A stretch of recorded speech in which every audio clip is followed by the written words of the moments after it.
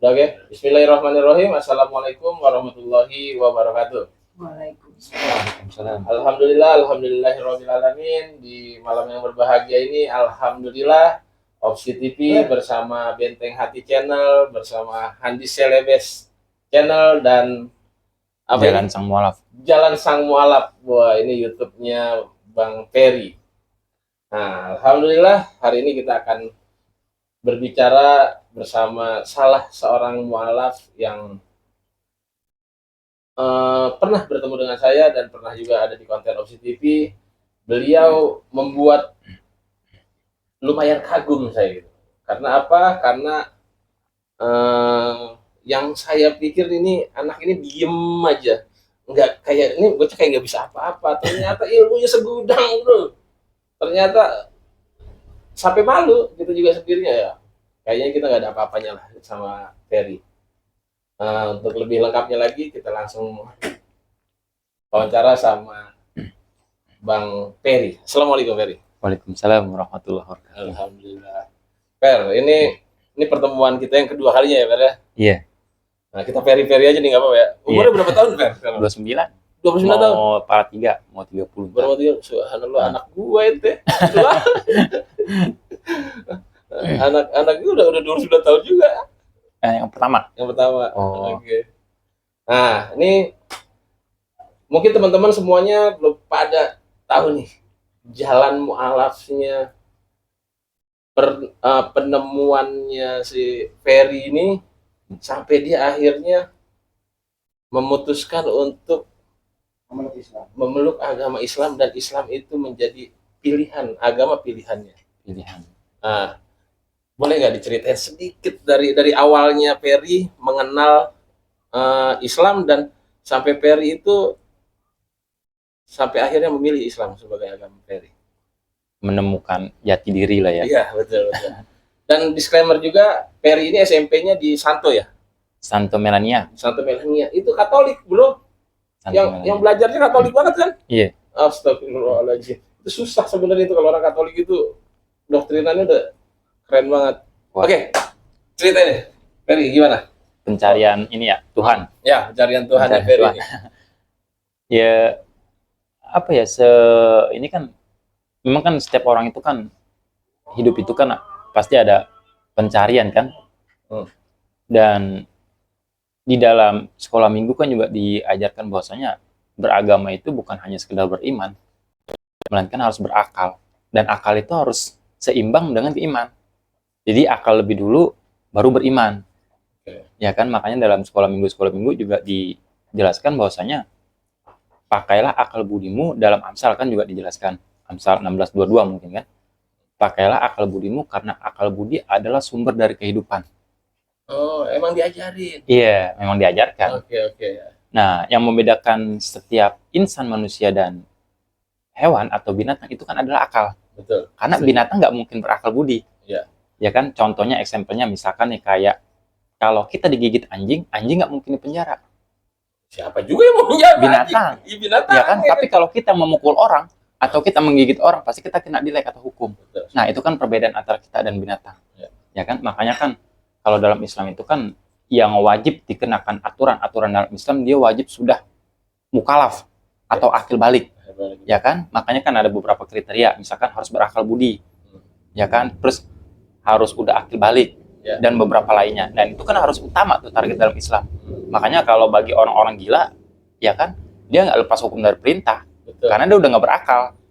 Nah, itu kan ada konsep akal juga. Nah, di dalam konsep akal kita kan harus punya apa ya, melihat kitab suci yang kita pedomani gitu kan, yang kita yakini selama ini. Dari agama kita masing-masing, misalkan kayak di Islam Al-Quran, atau mungkin di Kristen itu merupakan, atau Katolik yang diyakini itu adalah sebagai Alkitab, yang dikatakan sebagai kitab suci kan gitu. Nah, sebenarnya sih dari kesucian itu kan kita bisa mencari tahu atau kita memakai akal kita. Yang namanya suci itu otomatis nggak akan ada campur tangan manusia. Setuju. Dalam penulisan kitab suci tersebut. Ya kan, itu kan secara fundamental. Nah, jadi kita bisa mendilik itu kitab suci itu terlebih dalam. Kira-kira sampai di mana kesuciannya, dan kitab mana lebih suci gitu. dan tanpa dicampur tangani tangan-tangan manusia gitu kan. Makanya kan dalam Al-Quran juga dikatakan bahwasanya celakalah orang-orang yang ahli Taurat tapi menulis kitab itu sesuai tangannya masing-masing kan gitu. Nah makanya di Al-Quran itu ya sebenarnya nggak ada, dan bahkan ketika penulisan kayak dulu kan yang sering kita kenal itu kan adalah Zaid bin Sabit, ya kan, sebagai orang yang menulis Al-Quran, ya kan, dan itu jelas sudah tervalidasi oleh Nabi Muhammad SAW. Karena apa? Karena pada saat itu dia hidup sejaman dengan Nabi Muhammad SAW. Ketika Alkitab, misalkan kayak Perjanjian Baru, Perjanjian Baru itu, adanya Perjanjian Baru itu, dan terlalu banyak dalam Perjanjian Baru itu penulisnya adalah suratan-suratan Paulus, ya kan? Betul. Kayak misalkan suratan Paulus ke Galatia, suratan Paulus ke Roma, suratan Paulus ke Efesus, dan suratan Paulus ke lain-lainnya kan gitu. Nah, sedangkan kita pertanyakan, apakah beliau ini hidup sejaman dengan Yesus? Ya kagak lah. Enggak kan? Iya. Nah, sedangkan Zaid bin Sabit hidupnya sejaman. Nah, otomatis ketika Zaid bin Sabit menulis atau melontarkan Al-Quran, otomatis itu akan tervalidasi langsung oleh Nabi Muhammad SAW. Karena sejaman. Kayak misalkan masalah apa ya? Nah, itu kan dari masalah tentang kesucian itu sendiri kan. Nah, suratan Paulus ini, sedangkan Paulus ini itu adalah bukan orang yang benar-benar insecure kepada murid-murid Yesus. Betul. Ya kan, bahkan dia pun membunuh dan mengancam beberapa murid Yesus kan gitu kan. Nah, sedangkan para sahabat, makanya kan Nabi itu punya sahabat hanya 4, dan semuanya itu nggak ada yang pengkhianat sama Nabi. Tapi Yesus salah satunya pengkhianat, yaitu sampai Yudas kan gitu. Ya kan, misalkan kayak dalam Yohanes 13 kalau nggak salah, atau Yohanes berapa gitu. Nah, di saat perjamuan malam kan Yudas itu udah dimasukin iblis. Iya. Ya kan, untuk mengkhianati Yesus, sedangkan Nabi nggak ada. Dan iya. Dan yang saya banggakan dari, karena kan setiap Allah itu kan mengutus beberapa banyak para nabi kan. Setuju. Cuman yang kita akui hanya 25 nabi dan rasul. Dari Nabi Adam. Ya. Nah, dari Nabi Adam. Nabi Muhammad. Nah, kan kita bisa melihat, dan mereka itu mengajarkan tentang tauhid sebenarnya. Betul. Tentang Esa. Ketuhanan yang Maha Esa. Makanya kan di situ kan dipertegas lagi kan. Kayak misalkan surat Al-Ikhlas, Qul huwallahu ahad kan. Nah, di situ kenapa memakai ahad? Sedangkan bisa memakai wahid. Iya. Kan wahidun satu. Iya, Nah, tapi ahad. Di situ harus memakai kata ahad. Ahad itu sebenarnya untuk menegaskan bahwasanya tidak ada satu pensifatan melebihi daripada yang lain. Kan gitu. Makanya di situ memakai ahad, bukan wahidun. Coba. Nah, wahidun. Sedangkan dalam Kristen, kalau mereka mengatakan inilah hidup yang kekal, mengenal engkau satu-satunya Allah yang benar, dan mengenal aku engkau utus. Kan gitu. Dan di situ dikatakan kan Esa kan. Nah, Esa itu kan kita harus cari tahu dulu Esa itu sebenarnya apa. Satu kan. Nah, tetapi justru bertentangan. Justru bertentangan. Kayak misalkan 3 dalam 1, 1 dalam 3, satu hakikat. Itu kan nggak jelas. Yang namanya satu ya otomatis satu. Kayak misalkan aku punya 1 bungkus rokok dan 1 batang rokok. 1 batang rokok otomatis secara letterlek di dalamnya itu nggak akan ada lagi. Karena fokus. Nah, tapi kalau dalam 1 bungkus rokok memang benar 1, tapi di dalam 1 bungkus itu banyak memiliki batang-batang rokok. Makanya dalam surat Al-Ikhlas memakai ahad, bukan wahidun. Kan gitu. Ya, jadi ya gitu sih. Nah, setelah mempelajari, akhirnya setelah ini melihat ada kejanggalan dalam Bible akhirnya. Iya. Terus mulailah mempelajari Al-Quran atau seperti apa? Gimana ceritanya? Jadi baru akhirnya bisa mau suka nih sama Al-Quran dan melirik Islam sebagai kayaknya ini agama yang oke nih. Gimana? Ya, salah satunya sih ya yang saya kagumin ya, cara beradaptasinya antara Nabi Muhammad SAW kepada sesama manusia dan kepada Allah itu sangat mulia gitu. Sangat mulia. Makanya kan contohnya kita ambil satu ya, misalkan kayak Yesus. Pasti Yesus dan para murid-muridnya, ketika guru dan para murid pasti akan ada perkotak-kotakan, ini guru, ini murid. Ya kan? Adanya derajat guru dan derajat murid. Tetapi Nabi dan para sahabat Ya. Ada yang bilang nggak Nabi Muhammad SAW dengan murid? Nggak ada. Nabi dan para sahabat. Kenapa? Biar mensetarakan, tidak ada perkotak-kotakan antara budak dan tuan. Makanya diangkatlah seorang Bilal menjadi orang yang dikumandangkan azan. Kan gitu kan? Nah, salah satu yang membuat saya masuk Islam ya itu akhlaknya Nabi Muhammad SAW gitu. Dan itu terimplementasikan kepada Nabi Muhammad SAW. Iya. Oke, nah akhirnya sampai Peri ini mengucapkan 2 kalimat syahadat. Nah, kan Peri tadinya nggak kenal juga nih 2 kalimat syahadat ini apa. Orang di sekolahnya jadi Santo Lukas apalah itu ya, yang setiap hari ketemu pendeta atau gimana ya.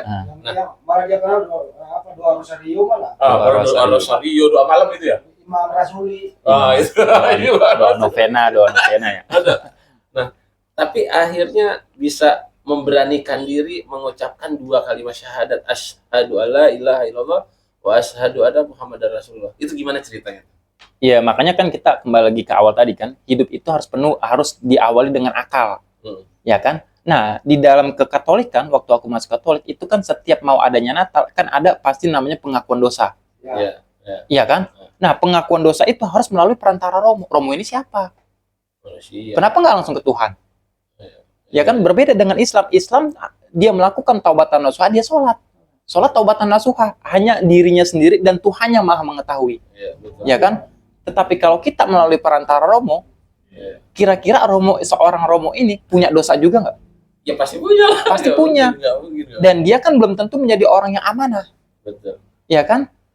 Dan kesalahan, sebenarnya kesalahan ini bukan kesalahan, makanya kan dalam ketika aku menyampaikan waktu beberapa isi di gereja dulu, menyampaikan bahwasanya ketika kita terlahir dalam keadaan Kristen, mutlak bukan salah kita.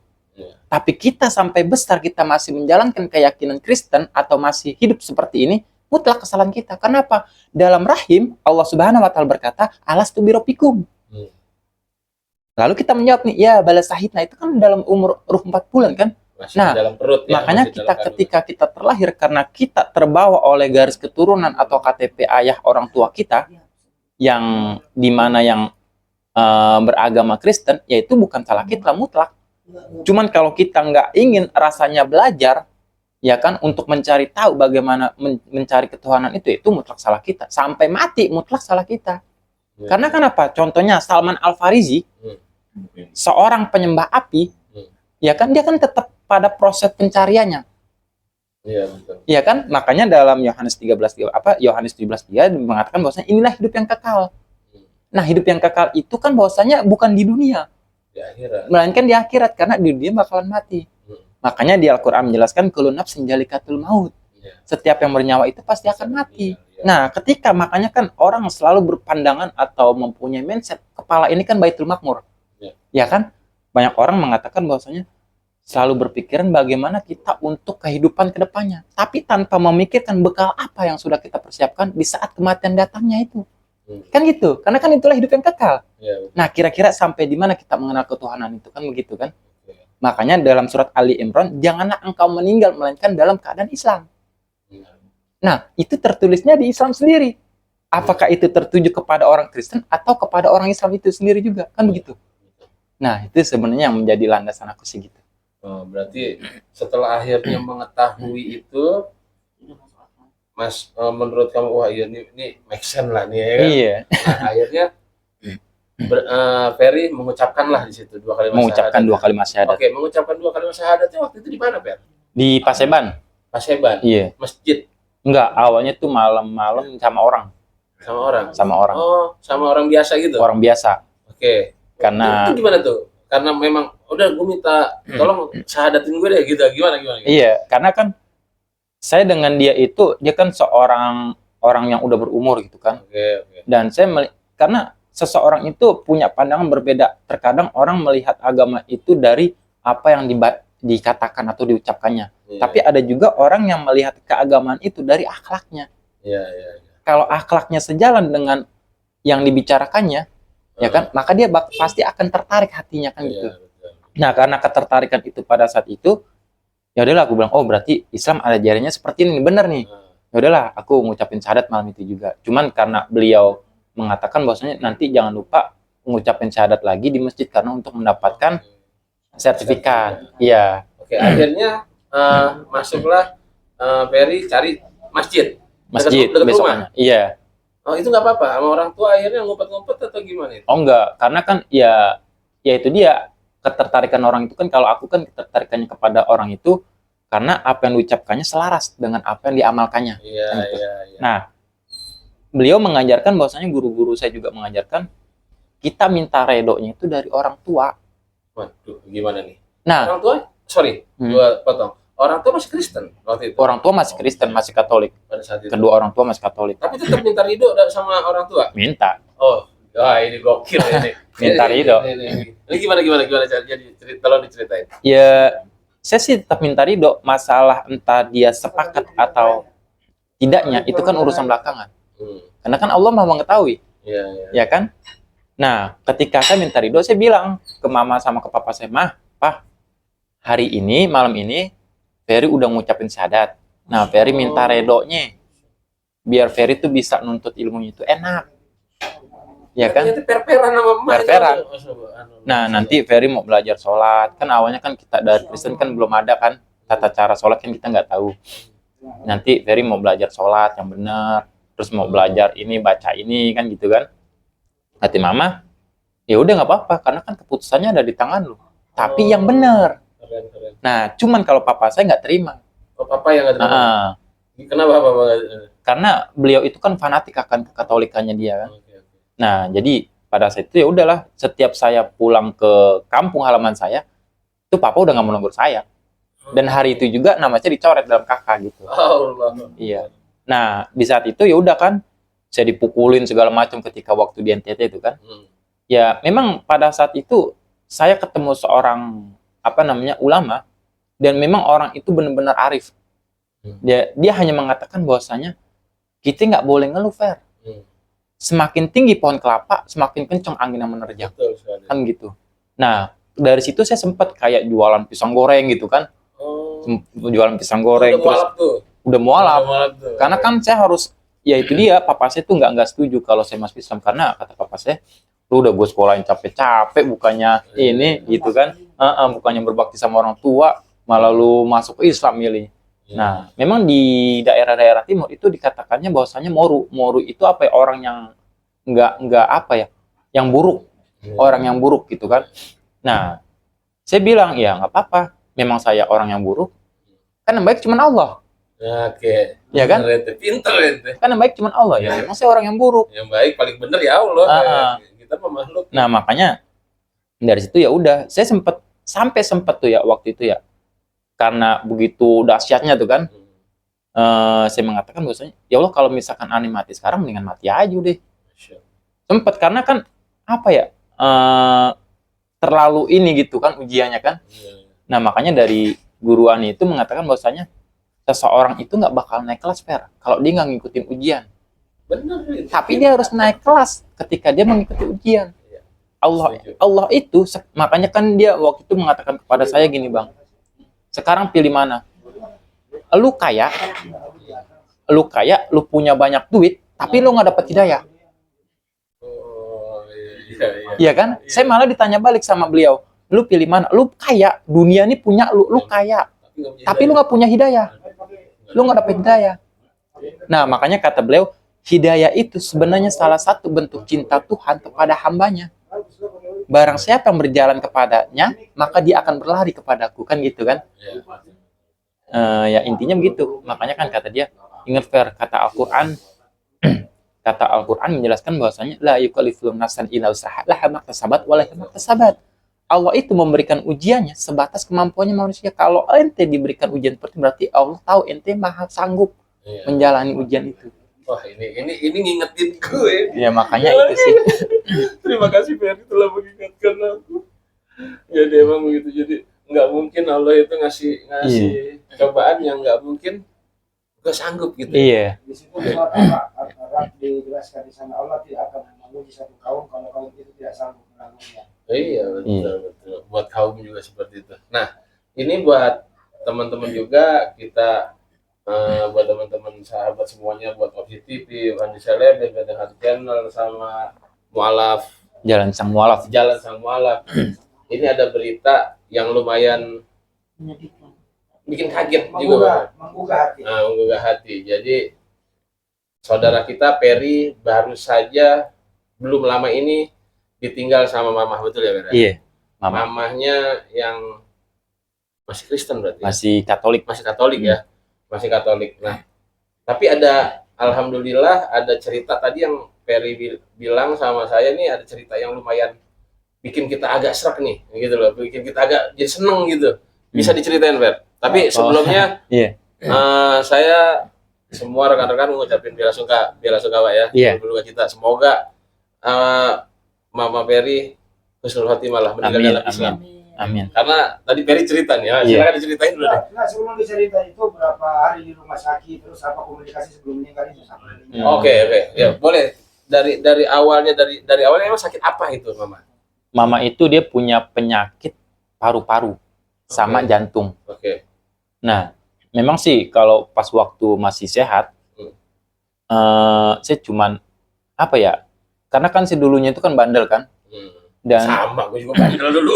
Iya, dan terus. guru-guru saya itu selalu menekankan intinya lu tunjukin perilaku lu, akhlak lu udah. Ya. Karena apa?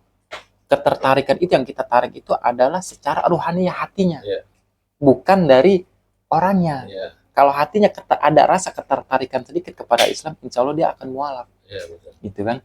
Nah, makanya saya coba mencerminkan bahwasanya Islam tuh begini loh, Kepada Mama. mengajarkan tuh begini loh. Ya kan, Benar. makanya begitu juga tadi kan saya minta ridho dulu, terserah dia mau setuju atau enggak, yang penting saya minta ridhonya orang tua ketika masuk Islam. Tunggu. Mungkin satu-satunya mualaf yang minta ridho sama orang tua ini ya. Yang lain nggak ada yang berani itu. Cuma Iya. ini. Oke, lanjut. Gimana?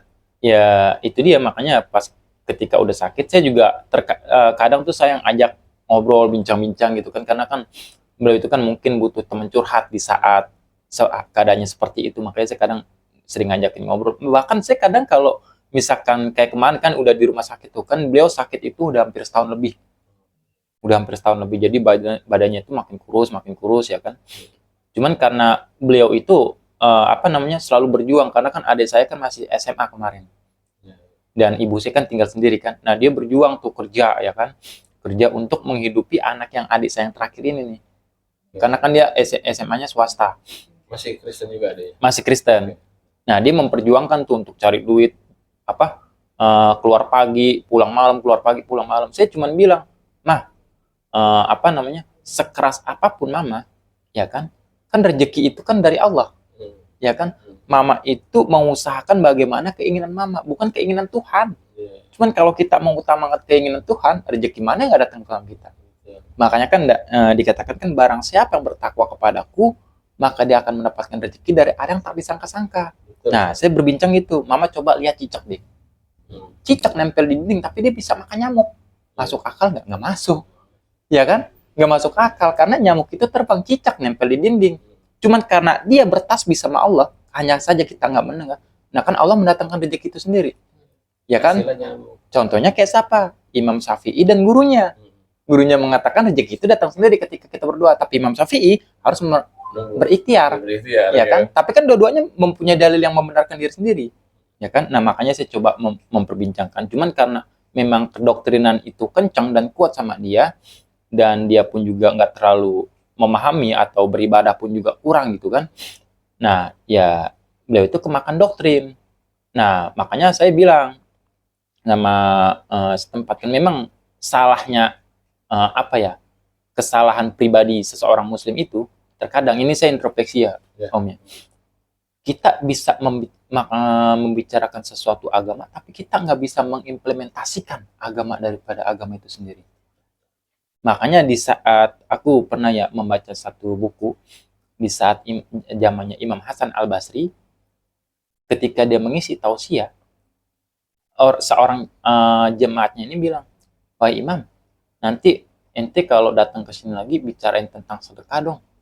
Nah ditunggu-tunggu sama jemaatnya ini sampai 3 minggu nggak datang-datang. Ketika Imam Hasan Al-Basri datang yang ke minggu keempatnya, dia mengatakan, jemaatnya ini mengatakan, Imam kenapa kemarin nggak datang? Karena aneh nggak mau ngisi tausiah sebelum aneh mempraktekkan apa yang aneh akan bicarakan. Kembali ke rumah sakit tadi. Selama ibumu sakit, ada nggak sih bukan komunikasi kau mengajak kembali ke Islam. Hmm. Itu dulu aja deh sampai Iya. dia meninggal. Ada. Oke. Gimana? Jadi waktu mama lagi di rumah sakit nih, Fer. Iya. Waktu mama lagi di rumah sakit, ada omongan apa aja nih, mama sama kamu nih? Ada omongan apa Oh, aja? pembicaraan gitu ya? Apa aja? Mama mungkin pesan ke kamu, atau kamu juga ada obrolan-obrolan apa sama Ya pembicaranya saya bilang, Ma, eh, Tuhan itu sebenarnya Yesus itu bukan Tuhan, Ma. Oh. Sampai kan saya bawa kan punya TB1, TB2 kan. Coba, Ma, padahal udah jelas. Di dalam Alkitab mengatakan bahwasanya ayat itu nggak boleh dikurangin atau ditambahkan. Maka kalau dia berani mengurangi atau menambahkan ayat, dianggap sebagai pendusta. Nah, aku bawakan TB1 dan TB2, ini perubahannya. Cuman memang kedoktrinnya dia kenceng, makanya dia mengatakan, karena mama terlahir dalam keadaan Katolik, maka mama pun harus meninggal dalam keadaan Katolik juga. Oh, mama gitu. Sempat terucap seperti itu di kemarin-kemarin. Oke, terus? Nah, makanya kan karena putus asa kan, saya juga putus, mungkin susah juga nih kan. Nah, karena saya punya guru juga, saya bilang, gimana ya, gini. Nah, terus kata dia, ya pokoknya lo harus ikhtiar terus, karena Allah mau membolak-balikan itu, dia lo ikhtiar terus, dia lo tunjukin Islam yang benar kan. Nah, cuman saya bilang, tapi kan gini, kan dalam Islam juga mengatakan bahwasanya inna ana abdi bi, Allah itu sebagaimana prasangka hamba, tapi kalau diperprasangka mati dalam keadaan Katolik, gimana guru? Kan saya bilang gitu kan, udah pokoknya ente jalanin deh. Nah, saya terus kan ngobrol-ngobrol sama ibu saya di mana saya juga menunjukkan, kadang saya pijitin tuh Om. Dia lagi sakit, saya tanyakan, Mah, yang mana yang sakit nih? Tangannya pijitin. Cuman sambil selawatan tuh enak mah gini. Nah, saya kadang cerita tentang Nabi Muhammad baik nih mah. Masa dia diludahin masih didatengin ketika sakit? Begitu juga sama Mama sakit, Ferry dibuang, Ferry masih datengin. Itu yang dicontohkan sama Nabi Muhammad. Tapi Yesus nggak tentu kayak gitu. Karena dia hanya untuk satu kaum. Ya kan? Kalau satu kaum berarti otomatis secara letelek hanya untuk khusus golongan dia. Tapi Nabi Muhammad diutus untuk menjadi rahmat untuk semesta alam. Bukan satu kaum. Makanya saya pijitin kan. Kadang mama saya diem aja. Nah, ya udahlah, pas terakhirnya saya ketika sholat, saya kayak dapat alamat gitu kan.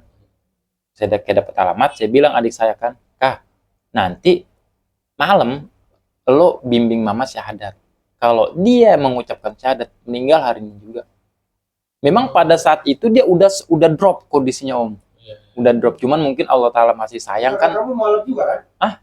Kakak mualaf. Adik juga. Adik yang belum. Adik yang laki yang belum. Oke, terus. Ya udahlah, saya bilang itu kan nanti bimbing kasih syahadat. Ya semoga Allah Ta'ala masih kasih dia kesempatan gitu ya.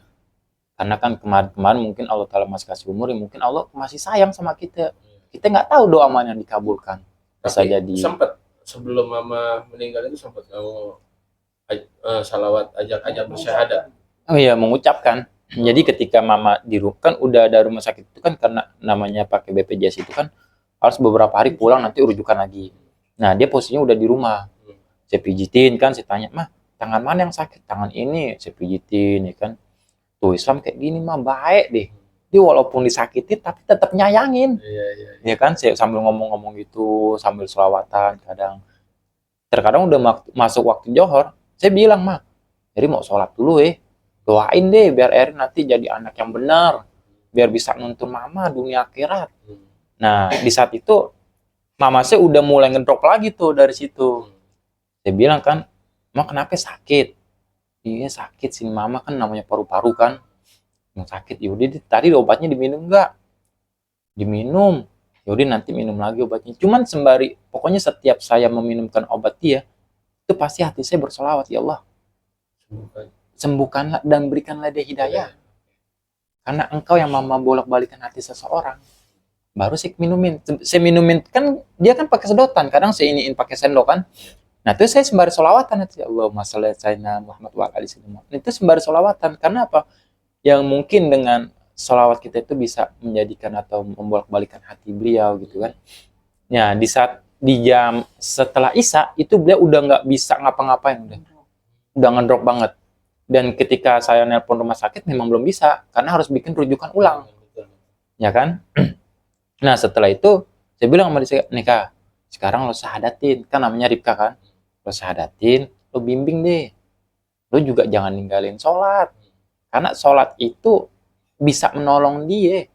Nah, ketika adik saya ini kan bilang, lo aja deh, kan lo yang ngaji, gue kagak. Lah, apa urusannya? Allah kan nggak ngeliat ngaji apa enggaknya. Yang Allah lihat tuh ketulusan hatinya. Lo tulus gak bener-bener merawat ibu lo?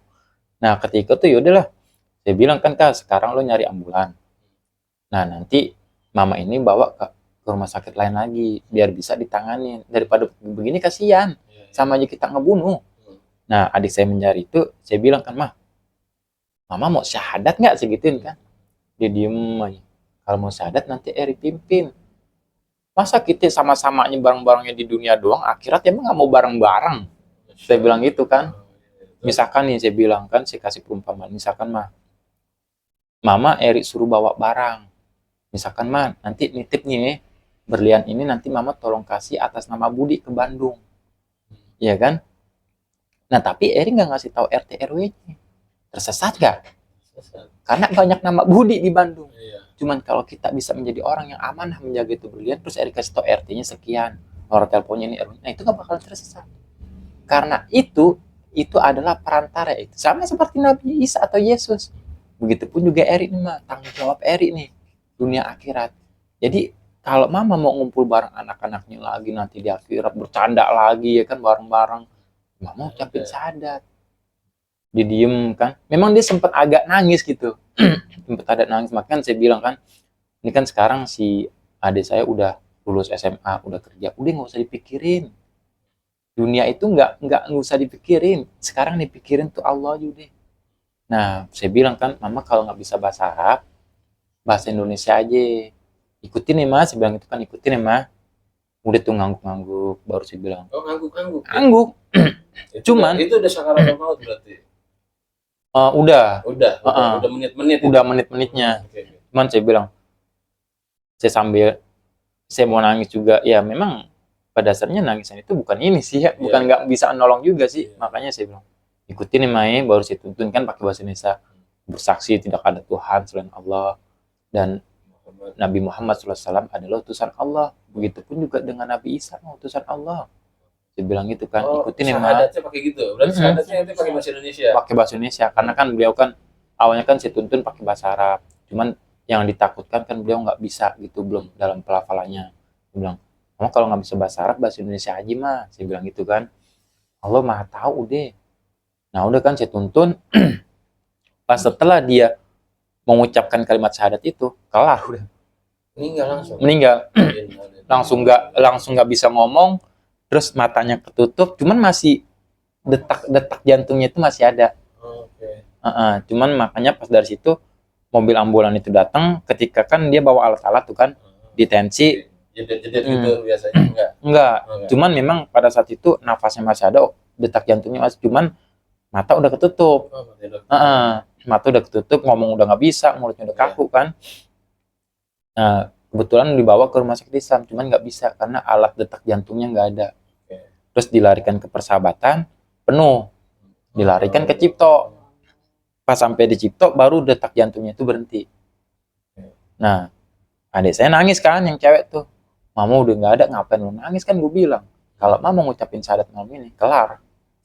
Allah Ta'ala tuh Maha tahu. Ya kan? Allah Ta'ala dan Allah itu cinta kepada hambanya itu. Dia cuma pengen itu, kan gue bilang dari awal, cuma pengen itu. Ketika beliau mengucapkan syahadat, kelar. Allah nggak mau hambanya itu sakit lama-lama. Kan memang benar untuk menggugurkan dosa, cuman kan Allah juga pengasih maaf penyayang. Iya, pasti. Nah, makanya setelah itu, beliau tutup mata. Memang pada dasarnya nenek saya itu pingin dimakamkan secara Kristen. Nah, adik saya kan juga bilang, gimana nih mama mau dimakamin secara Kristen? Ya nggak apa-apa. Itu kan cuma jasadnya doang. Ya kan secara syariatnya benar dia jasadnya dimakamkan cuman secara hakikatnya dia udah mengucapkan syahadat. Ya kan? Ya akhirnya dimakamkan secara Kristen. Iya. Ikhlas aja ya. Ikhlas. Nggak ada masalah. Subhanallah, itu ceritanya sungguh sangat luar biasa ini. Jadi di akhir-akhir alhamdulillah ibu masih mengucapkan lah ya. Iya, mengucapkan syahadat. Allah juga masih sayang. Mudah-mudahan kita doain biar nanti diterima itu syahadatnya ibunya Ferry. Amin ya Allah. Dan nanti mungkin bisa bertemu dan yang kita sangat percaya di Islam itu adalah doa yang paling mujarab itu doa anak yang Anak soleh. yang Nah soleh. ini dulu loh, ucapkan kepada netizen Mhm. semua, tulis di kolom komentar, menurut Anda kalau seseorang tidak bisa mengucapkan dengan berbahasa Arab, hanya berbahasa Indonesia yang dia mampu, menurut Anda tulis kolom komentar sah syaratnya atau tidak. Tapi kami di sini berkesimpulan bahwa Allah Maha Tahu. Serahkan semuanya kepada Allah Subhanahu wa Ta'ala. Kira-kira begitu. Lanjut. Oke, nih buat semua pemirsa Opsi TV, Benteng Hati Channel dan Handi Celebes juga mualaf Jalan sang mualaf. jalan sang mualaf. Coba tulis di komentar ya. Bila mana ada yang mengucapkan nih mamahnya Ferry, dia mengucapkan syahadat dalam bahasa Indonesia nih. Gitu. Apakah itu diterima oleh Allah Subhanahu wa Ta'ala atau tidak? Nah, coba tulis di kolom komentar. Kalau ya mungkin kalau saya dan teman-teman sebagian sih meyakini Allah itu maha segalanya. Iya. Jadi kita doain aja buat mamanya Ferry biar diterima syahadatnya dan bisa bertemu dengan Ferry nanti di surga nanti. Amin. Aduh Om jadi sedih loh. Om jadi sedih denger ini om pengen denger cerita kamu cerita begitu. Tapi nggak apa-apa ya Fer ya. Tapi sini dia nggak sedih, malah disuruh bahagia. Menurut keyakinan dia, emaknya itu meninggal dalam keadaan Islam. Betul. Orang yang memeluk Islam itu terus meninggal, itu seperti bayi yang baru lahir, segala amal ibadahnya ada, dosa-dosanya diampuni. Iya benar. Itu di sana dia bahagianya ini anak. Dan dia Iya, mensadarkan sendiri anaknya sendiri lagi. Iya betul. Subhanallah. Oke Ferry. Nah nih buat kawan-kawan semuanya, ini juga bisa menjadi contoh lah ya buat para mualaf yang mungkin baru saja mengucapkan syahadat atau yang baru 1 tahun atau 2 tahun atau baru beberapa bulan. Jangan berhenti belajar. Nah, kalau untuk kayak Ferry ini tadi dia selalu bilang guru gitu loh. Nah, berarti kan Kayak guru Ferry ya. itu punya guru gitu loh. Nah, itu yang paling benar. Kalau kita belajar tanpa guru, itu gurunya Setan ya. setan. Dan buat kawan-kawan biar tahu lagi, salah satu gurunya ini adalah Bang Handi Celebes. Nah, dia sering nongkrong di Bang Handi Celebes channel dia ini ya. Itu dia sering banget nongkrong di sini. Dan dia belajar banyak studi perbandingan agama dengan Bang Handi Celebes. Oke. Satu lagi, bokap meninggal dalam keadaan apa? Sekarang tugas lu kan masih ada adik lu nih, adik lu yang masih Kristen ya. Sekarang gimana kira-kira caranya nanti pendekatan ke adik lu biar dia bisa juga memeluk Islam? Oke. Ferry. Nah, ini kan Ferry masih ada adik ya, masih ada adiknya yang masih Kristen ya, Ferry. Iya, Kristen. Nah, dari tadi kita ngomongin masalah mama nih. Bapak mana bapak? Bapak. Oh, bokap. Iya, bapak lu mana? Malu meninggal karena kagak dari tadi gua kagak Jadi, denger ceritanya ini. Gini, bokap itu kan memang keras sama anak-anaknya ketika dia sudah memilih agama di luar daripada Kristen atau Katolik gitu kan. Nah, jadi memang pada saat itu tuh bokap itu ya orang itu yang nggak mau gitu, fanatik banget sama agama. Jadi setiap anaknya keluar daripada agama, ya entar itu diomelin, digebukin. Dan mama ini walaupun fanatik-faniknya mama terhadap agama, cuma dia masih ada punya kasih sayang pada anak-anaknya. Jadi dari situ ya beliau memutuskan untuk pisah. Oh, berpisah. Jadi bapak sama mama nih Pisah. get married lah gitu ya. Oh, keluar lah. Iya, karena mama kasihan kan ngeliat anak-anaknya di ini. Oh, berarti mama lu tuh ngerawatin ente pada single parent tadi. Iya, single parent. Oke. Nah, ini kan ente masih ada satu nih, yang masih Kristen nih, Ade nih. Ade, iya. Nah, ada keinginan nggak dari ini buat gimana nih caranya nih buat adiknya nih biar bisa seagama lah sama Ferry dan kakaknya. Gimana caranya nih? Iya, caranya ya yang pertama sih ya itu ya otomatis harus menunjukkan Islam itu akhlaknya seperti ini.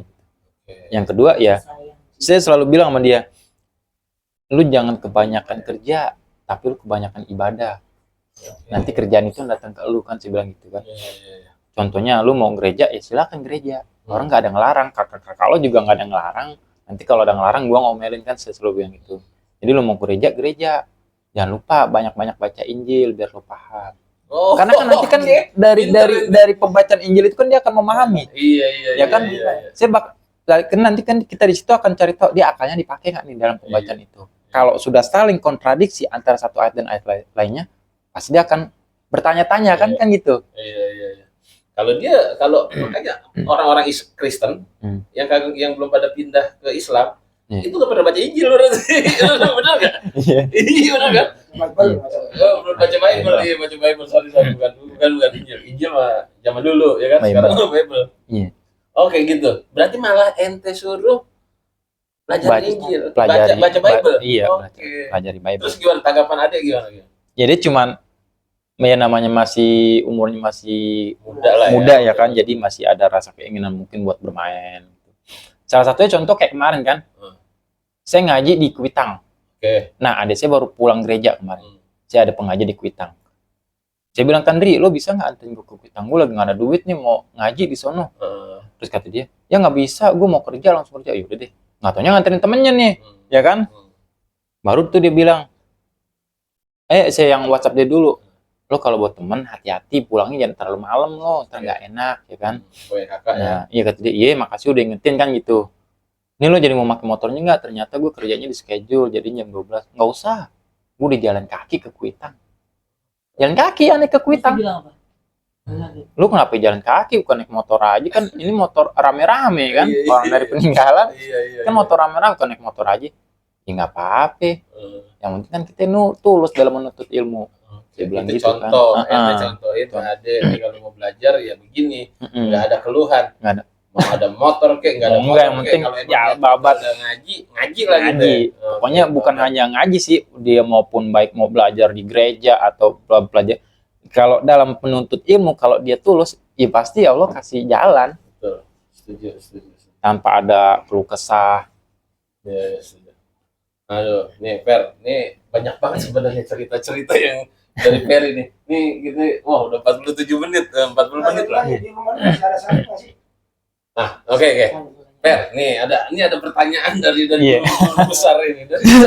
Nih sebenarnya di rumah Fer itu atributnya nih kayak kalau di sini kan lu masih itu polos-polos nih. Polos ya. Nah di sana masih ada salib gambar Yesus gitu. Kalau untuk salib nggak ada, cuman rosario masih ada. Rosario. Beberapa rosario. Rosario itu yang jamuan makan, Uh-uh. iya kan? Bukan, kayak tasbih model, cuman dia ininya salib. Oh, tasbih. Ininya salib. Oh, Iya, oh tasbih. kayak semacam tasbih, cuman di ujungnya salib. Oh gitu. Namanya rosario. Ada dijual. Ada pernik-pernik. Itu pernik. Itu gunanya buat apa itu? Kalau itu dalam Katolik dulu biasanya ya baca doa Salam Maria, terus kadang buat doa rosario juga. Oh, dia Terus sama kayak kita ada sama, zikirnya. iya. Oh. Terus dia ada pembacaan doa Bapa Kami, Salam Maria, doa rosario itu pakai itu. Oh, kalau Katolik ada itu. Doa Bapa kami dikuduskanlah namamu pada hari ini, berilah kami sedikit makan, bla bla bla. Masa? Kan kayak Bapa Kami ada di surga, dimulakanlah namamu, kan gitu kan? Datanglah kerjaanmu, jadilah kehendakmu di atas bumi seperti dalam surga. Kan gitu. Kalau Salam Maria penuh rahmat dan sertamu, terpujilah engkau di antara wanita, kan gitu kan? Oh, lah itu masih Salam hafal Maria. banget. Iya. Kalau gue tanya, Itu dia. Allahumma barik lana bima raja lana wa raja bandar. Doa makan. Iya. Doa makan. Kalau gitu. Oke, Fer. Nih kedepannya nih, Fer. Ini kan sekarang Ferry udah nggak ada mama, ya Iya. kan? Udah nggak ada tinggalan Ferry lah. Tinggalan Ferry sama kakaknya sama adiknya nih. Ini Ferry Ini Ferry ini kesian sekarang ini rumah dalam kondisi siapa yang punya karena ini mau diusir. Tanya dulu. Oke. Nah, ya Fer. Nih sekarang mama udah nggak ada. Ya kan? Kamu tinggalan 3 anak berarti ya. Nah, kamu tinggal di dalam satu rumah bersama nih. Enggak, saya sendiri kan. Oh, sendiri. Nah, ini rumah yang ditinggalin sama mama. Iya. Nah, ini rumah siapa nih? Rumah mama atau rumah siapa nih? Rumah ini jadi rumah bapaknya daripada nenek. Bapaknya daripada nenek. Oma saya. Oke. Oh, bapak yang udah cerai. Bukan. Saya punya mama, punya bapak. Oke. Uyut ya jatuhnya. Iya. Uyut, iya. Jadi kan Iya. anak kebetulan itu kan beliau itu kan dulu seorang jenderal kan. Oh. Dan di mana seorang kiai besar di Hmm. kota Pemalang khususnya. Hmm. Punya pesantren juga. Nah, beliau itu mendapatkan salah satu aset pribadi itu dari negara ya rumah. Oke. Dulu di Paseban itu punya rumah 4 dan beberapanya itu dijual, tinggal 1 ini. Oh, rumah dinas. Bukan rumah pribadi, Rumah pribadi. pribadi dapat. Oh, dapat. Tinggal 1. Nah, karena kurang atau ketidaksukaan keluarga terhadap ibunya mama, karena beliau seorang murtadin gitu kan. Ya, jadi beliau itu seakan-akan tuh diasingkan gitu dan nggak dianggap gitu. Oke. Karena perilakunya juga nggak menunjukkan keagamannya dia gitu. Oke. Ya makanya ya, bahwasanya kan kita juga nggak ada kesanggupan untuk membenarkan rumah gitu kan. Ya sepakat untuk dijual gitu. Memang sebelumnya mama saya juga bilang, ntar lo mau tinggal di mana nih? Kalau mama nggak ada kan gitu kan? Iya, iya, iya. Kan mama nggak dapat. Saya bilang kan, saya bilang, mama nggak usah ngurusin. Ntar mau tidur di jalanan kek, mau tidur di pesantren kek, itu masalah Tuhan, yang penting kita ikhtiar udah. Masya Allah. Itu masalah Tuhan. Keren. Saya bilang gitu kan. Makanya saya bilang, sekarang kalau mama pikirin, tambah sakit nggak? Tambah sakit. Tambah Yang sakit. ada tambah nyak-nyak. Cuman kalau mama nggak dipikirin, nggak bakalan tambah sakit. Karena fokusnya sembuh. Berarti rumah itu masih modelnya sengketa jadinya? Enggak. Dibayarin. Udah dibayarin. Oh, udah dibayarin. Sama Oke. keluarganya. Enggak, sama orang. Jadi keluarga itu ngejual. Jadi yang punya rumah ini orang lain sekarang.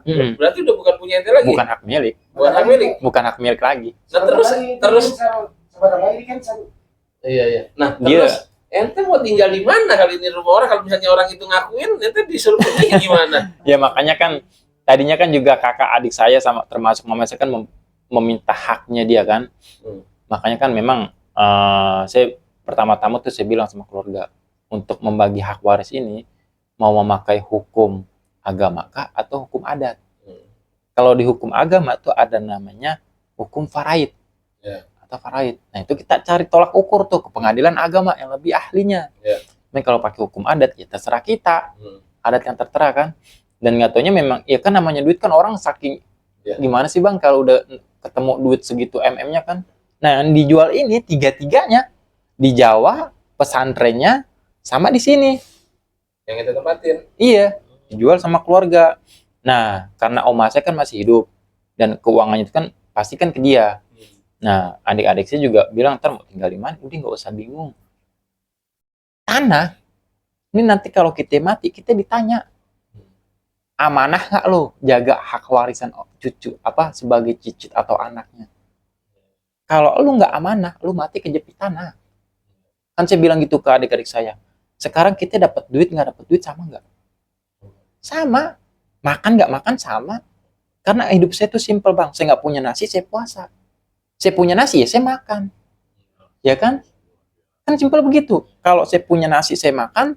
Kalau nggak punya nasi ya saya puasa. Puasa apa? Puasa Senin Kemis. Puasa Yaumil Bid, puasa sunnah. Kan gitu kan?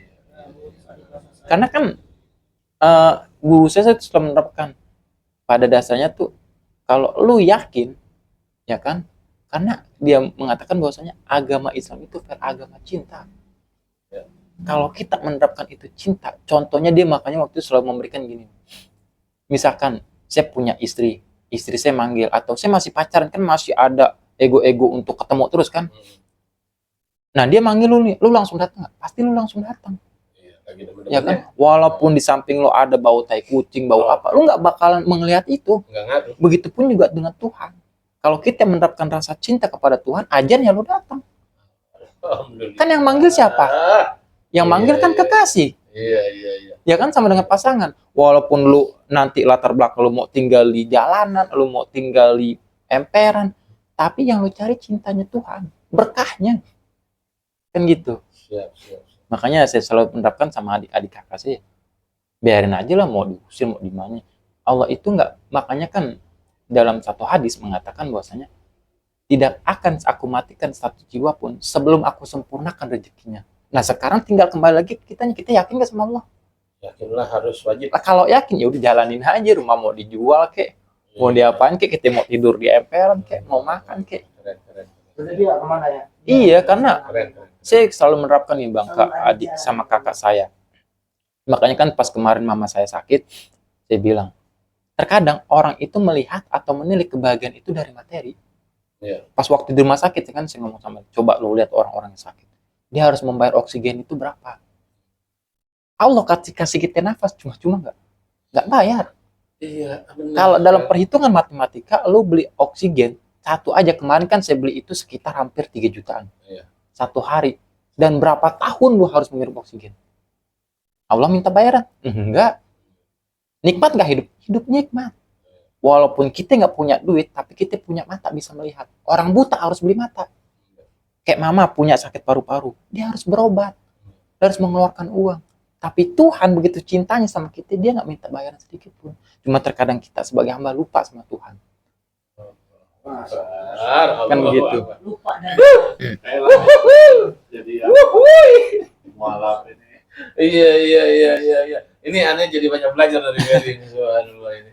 Well, alhamdulillah lah ya. Mudah-mudahan kawan-kawan semuanya obrolan kita hari ini bermanfaat dan ada edukasi lah buat teman-teman semuanya.